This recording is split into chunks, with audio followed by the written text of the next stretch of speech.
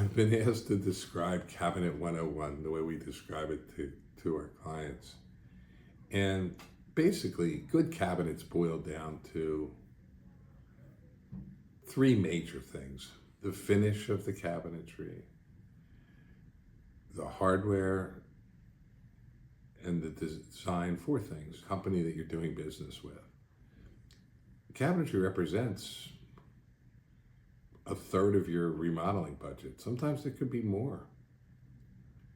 It's important that you get a good footprint and a good design before you move ahead with other product selection, construction details, or other things that could change and change and change and drive your costs up. It only makes sense that if you have a clear, concise plan, that you're getting prices on your materials and your labor and everything else competitively so that you can keep your overall costs down and you can keep the amount of time that your house is disrupted to an absolute minimum.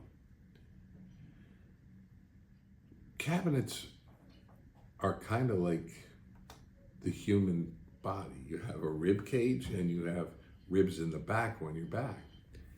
And if either of those was compromised, the whole rib cavity would collapse. Well, the backs of our cabinets are 1/2 inch thick, solid the whole way on the back, not a little hanging strip with a 1/4 inch piece of material between. And that's like your backbone. And the front, the ribs, are all hardwood frames that match the door. Why is that important? Well, most companies either have their doors made at a door manufacturing facility, or they import them and they're the same color when they're made, but because they're different composition with different EPA requirements and all, the photovoltaic reaction, which is just a fancy way of saying how the sun reacts with the finish, is different. So in 8-10 years, when the checks are long clear and nobody cares, well, your frames look a little yellower than your doors. That doesn't happen with a performance spec. Through many craftsmen over the years that I've had the pleasure of knowing, affiliating with, working for, working with, known people, George Nakashima, the modern furniture making, George, one of the finest German cabinetry makers, Warren Rubin, who started the whole concept of marketing Denmark precise joinery cabinetry, Tom Speranza, a finishing expert.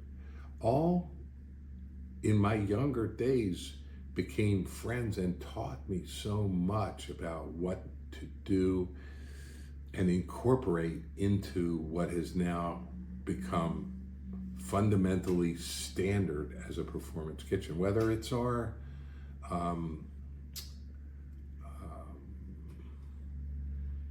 full-blown custom or our affordable custom. They all have the same basic requirements: a lifetime warranty on the hardware and a very flexible, thin, heat accelerated top coat. Just a lot of little differences.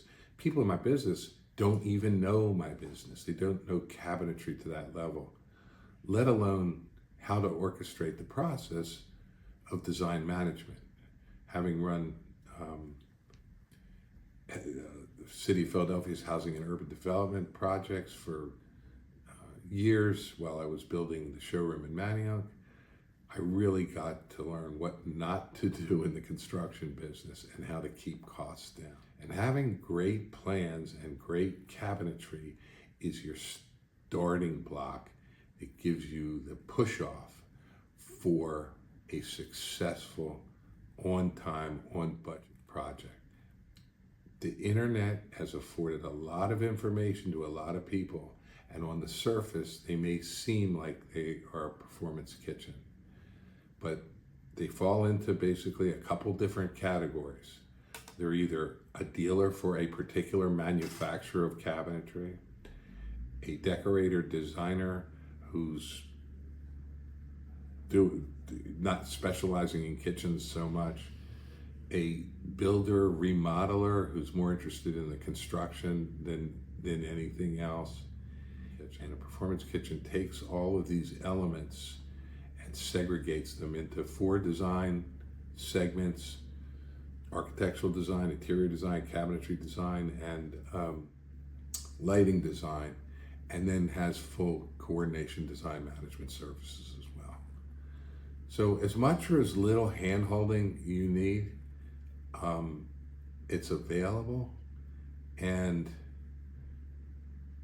if you follow the format focusing on the cabinetry and the design up front, you will get good results. And that's why we say good cabinetry gives us good results.